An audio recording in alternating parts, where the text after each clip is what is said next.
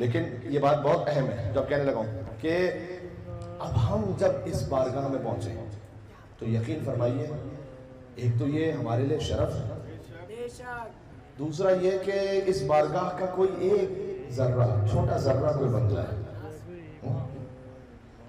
علی اسے واقعا سلمان بناتے ہیں جو اس قابل ہو، اس میں ظرفیت، تو اس خاطر ہے کہ کاش بے ابی انتم و امی، اس پر پورا عمل ہو سکے، میرے ماں باپ آپ پر قربان، و اہلی و نفسی و مالی و اسرتی، میرا مال، میرا نفس، میری اولاد، میرا خاندان، اہلی سب آپ کے لیے۔ بات سمجھ میں آ رہی ہے؟ جی اب جب وجہ اللہ کے ماننے والے ہیں، عین اللہ کے ماننے والے ہیں، تو عین اللہ کا ماننے والا اس کی نگاہوں پر حرام نہیں ہونا چاہیے، اس لیے کہ وہ عین اللہ کا ماننے والا ہے۔ جی لسان اللہ کا ماننے والا اس کی زبان پر حرام نہیں ہونا چاہیے، اس لیے کہ وہ لسان اللہ کا ماننے والا ہے۔ بات سمجھ میں آ رہی ہے؟ اب میں دیکھتا ہوں کتنا کوئی علی کہتا ہے یہاں پر، بھائی جب لسان اللہ کا ماننے والا، دیکھیں اس خاطر ہے کہ جس زبان سے آپ مجلس میں اور محفل میں درود پڑھ کر نعرہ حیدر اور یا علی کہتے ہیں، تو یہ 2 انچ کی زبان جب علی علی کہتی ہے تو یہ 5 فٹ کا اور 6 فٹ کا جسم بھی سو علی علی کا نعرہ لگا رہا ہے، یعنی علی کے ماننے والے کے ہاتھ بھی ایسے ہوں کہ پتہ چلے کہ علی کے ماننے والے کے ہاتھ ہیں، اس کی نگاہیں بھی ایسے ہوں پتہ چلے علی کے ماننے والے کے نگاہیں۔ یہ پھر وہ بات ہے کہ ہم جب پلٹ کر کہیں کہ ہمارا مولا، اللہ نے ہمیں کس شان کا عطا کیا، تو مولا بھی پلٹ کر کہیں کہ میرا ماننے والا۔ ہم یہ کہتے ہیں کہ جیسا کائنات میں مولا اللہ نے ہمیں عطا کیا ویسا کسی کو نہیں، اس میں کوئی شک نہیں، ہمارا مولا۔ اب میں اپنی زبان میں کیوں کہوں، میں مولا علی کی زبان میں سناتا ہوں۔ مولا علی کہتے ہیں الہی کفا کہ کیسے نہ نکون لک عبدا، اے پروردگار میری عزت کے لیے اتنا کافی ہے کہ میں تیرا بندہ ہوں۔ اس جملے کی تشریح جو ہے، میری عزت کے لیے اتنا کافی ہے کہ میں تیرا بندہ ہوں، یعنی میری عزت میرے پاسپورٹ سے نہیں ہے، آج کی زمانے میں بات کر رہا ہوں، میری عزت میری بڑی گاڑی سے نہیں ہے، آپ وہ لیجیے حلال سے، اس میں حرج نہیں ہے کوئی، آپ نے حلال سے کمایا، حلال پہ خرچ کیا، اس میں حرج نہیں ہے کوئی، لیکن عزت اس وجہ سے نہیں ہے، میری عزت میرے موبائل کے لیٹسٹ ماڈل سے نہیں ہے، میری عزت کس بات پر ہے؟ علی کہہ رہے ہیں الہی کفا بالعزت ان نکون لک عبدا، علی کی عزت کے لیے یہی کافی ہے کہ علی تیرا بندہ ہے۔ بندگی سے بڑھ کے کیا عزت ہے؟ بندگی کا ذکر تو رسالت سے پہلے، اشہد ان محمدن عبدہ و رسولہ، پہلے عبدیت کا ذکر ہے پھر رسالت کا ذکر ہے۔ میری عزت کے لیے اتنا کافی ہے کہ میں تیرا بندہ ہوں، بس سبحان اللہ، کوئی بندگی کر لے اس سے بڑی کوئی عزت ہے نہیں۔ وَكَفَى بِفَخْرٍ أَن تَكُونَ عَلِي رَبًّا، اور علی کہتے ہیں میرے فخر کے لیے اتنا کافی ہے کہ تو علی کا رب ہے۔ انسان فخر کرتا ہے میرا باپ یہ ہے، میرا ماموں یہ ہے، میرا چاچا یہ ہے، میرا اس سے اتنا تعلق ہے، فلاں وزیر اعلیٰ سے، فلاں کمشنر سے، فلاں میڈیا سیلیبریٹی سے۔ علی کہہ رہے میری عزت کے لیے اتنا کافی ہے کہ تو علی کا رب ہے۔ اس کے بعد یہ علی کا کلام ہے، علی کے علاوہ وہ پہلی سے اللہ بنا قسم، پھر علی نے کہا الہی انت کما احب فاجعلنی کما تحب، پروردگار تو ویسا ہے جیسا میں چاہتا ہوں۔ سبحان اللہ، جملہ نہ ضائع رہا، پروردگار تو ویسا ہے جیسا میں چاہتا ہوں، فاجعلنی کما تحب، تو علی کو ویسا بنا دے کہ جیسا تو چاہتا ہے۔ کیا بات ہے، کیا بات ہے۔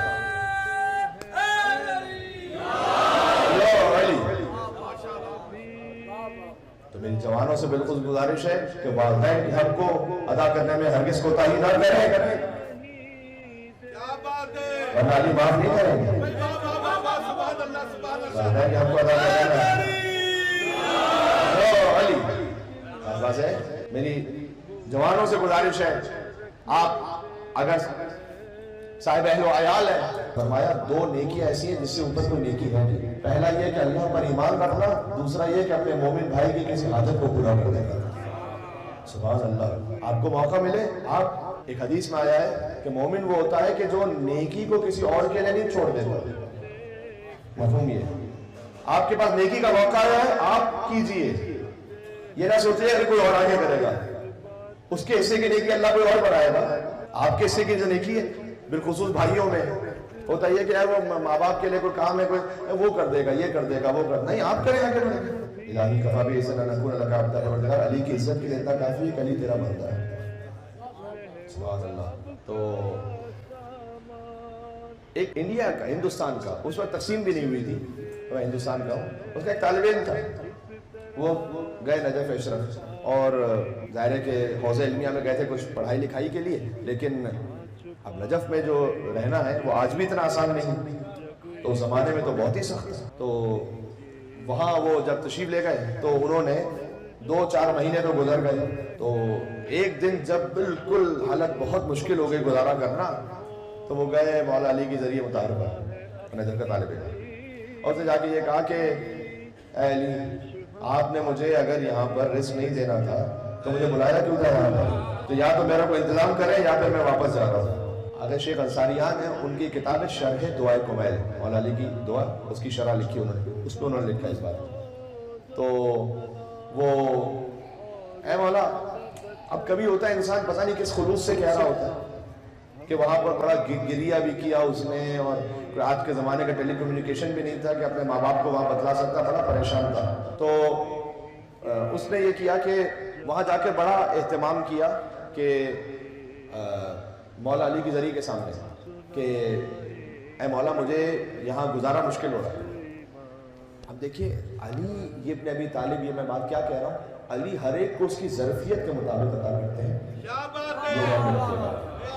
جس کی ظرفیت خالی مال دنیا کی ہے وہ مال دنیا لے کے چلا جائے، جسے عشق علی معرفت علی چاہیے وہ ایک اور منزل پر آیا ہے۔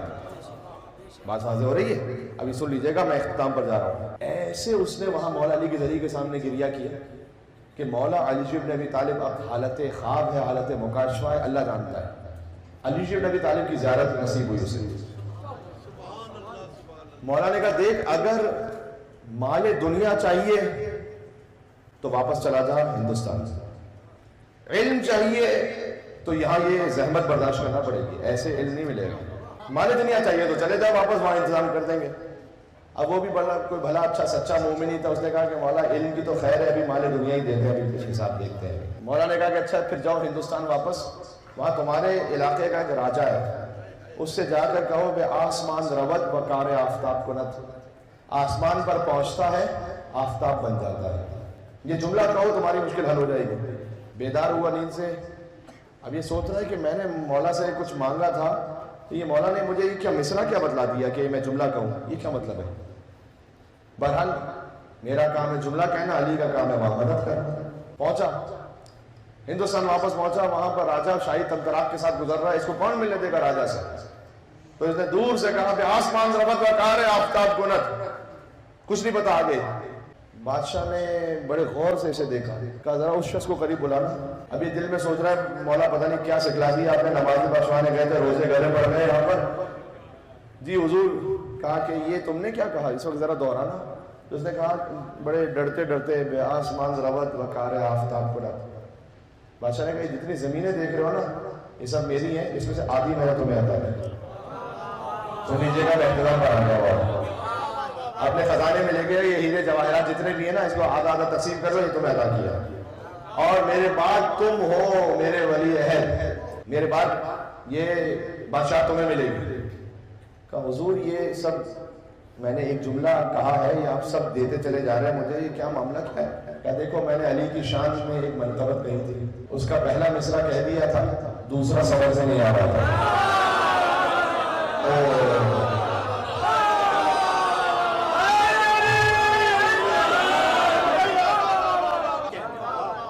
میں نے ایک منقبت کہی، اس میں ایک مصرع کہا، اب ایک مصرع پہلا تو کہہ دیا، اب دوسرا جو علی کی شان کے مطابق ہو وہ سمجھ نہیں آیا۔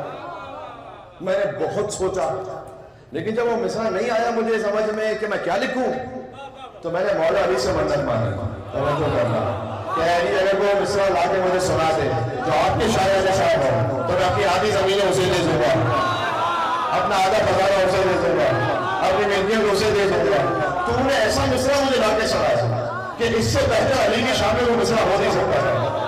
تو میں نے اپنی منت پر عمل کر لیا، آدھی زمینیں تجھے دے دی، آدھا خزانہ تجھے دے دی، آدھی بیٹیاں تجھے دے دی۔ اس نے پوچھا کہ وہ ذرا پہلا مصرع کیا تھا جس پر دوسرا مصرع کہا گیا؟ بہت توجہ کیجیے گا۔ اس نے کہا پہلا مصرع یہ تھا کہ میں نے یہ مصرع لکھا کہ گر بے در رہی نظر لطف بو تورا مفتر، بے آسمان رمد، اب یہ مولا نے سکھلایا تھا، وہ بے آسمان رمد بطلع آفتاب بلند. پہلا مصرع تھا اگر گرب ذرہی نظر لطف بو تراب افتد، اگر دنیا کے حقیر ذرے پر بھی بو تراب کی نگاہ ہو جائے. بے آسمان رمد بطلع آفتاب بلند، وہ ذرہ اتنا بلند ہوتا ہے، ذرے پر بو تراب کی نگاہ ہو جائے، وہ ذرہ اتنا بلند ہوتا ہے، اتنا بلند ہوتا ہے کہ آسمان پر پہنچ جاتا ہے اور آفتاب بن جاتا ہے. علی ذرے کو آفتاب بنا دیتے ہیں، کوئی ذرہ کو بن کے بتائے. گرب ذرہی نظر لطف بو تراب افتد، اگر ذرے پر بو تراب کی نگاہ ہو تو ذرے پر علی کی نگاہ ہے تو وہ ذرہ ایسا بلند ہوگا. علی اسے آفتاب بنائیں گے. ذرہ تو بن کے دکھائے کوئی، اس در کا ذرہ تو بن کے دکھائے کوئی. علی نے آفتاب نہیں بنایا. علامہ رشید ترابی صاحب اللہ مقامہ، علامہ طالب جوہری صاحب اللہ مقامہ. میں ایران اور عراق کے علماء کے تو نام آپ کے سامنے لے چکا ہوں اور بزرگ علماء کے بارے میں پیش کر چکا ہوں بات یہاں پر کسی حد تک، لیکن ہمارے یہاں سامنے ستارے موجود ہیں. ذرے کو علی آفتاب بناتے ہیں. اچھا بھی علی کا کرم دیکھیے گا، اس پر ایک پوری مجلس ہو سکتی ہے. میں ایک جملہ کہہ رہا ہوں اور مجھے یقین ہے کہ اس پوری ایک مجلس کا مفہوم ایک جملے میں آپ محسوس کر لیں گے. علی کا آپ نے کرم دیکھا، جسے دولت چاہیے تھی اسے دولت دے دی، جسے مصرع چاہیے تھا اسے مصرع دے دیا. سوال یہ ہے کہ مجھے علی کے در پر چاہیے کیا؟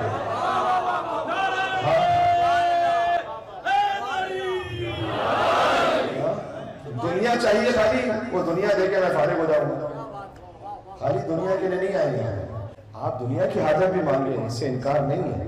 حدیث میں آیا کہ اپنے کھانے کا نمک بھی اللہ سے مانگے، ہاں لیکن خالی دنیا پہ رک نہ جائے. حدیث قدسی میں ہے کہ مومن میں دنیا کی نعمت مومن کو بھی دیتا ہوں، کافر کو بھی دیتا ہوں. دنیا کی نعمت کافر کے پاس نہیں ہے کیا؟ ہم سے زیادہ ہے. فرعون کے پاس کیا دنیا نہیں تھی؟ نمرود کے پاس کیا دنیا نہیں تھی؟ ہم سے زیادہ تھی. اللہ نے کہا میں دنیا دیتا ہوں مومن کو بھی کافر کو بھی. ایک چیز ایسی جو خالی مومن کو دیتا ہوں اور وہ ہے مجھ سے مناجات کی لذت. جی جب آپ نماز شام میں لذت محسوس کریں، اس کا مطلب یہ کہ خاص وہ چیز ہے جو اللہ نے آپ کو عطا کی ہے. جب آپ مجلس امام حسین میں روحانی لذت کو محسوس کریں اور آپ گریہ کر رہے ہو، اس کا مطلب ہے وہ خاص نعمت ہے کہ اللہ نے آپ کو عطا کی ہے. محمد حسین چہرے یہ ہر ایک کو نہیں ملتی ہے. بات واضح ہو رہی ہے. یہ ہے اس در سے مانگ کر لے جانے والی چیز. چھوٹی چیز ہی مانگے جائیے.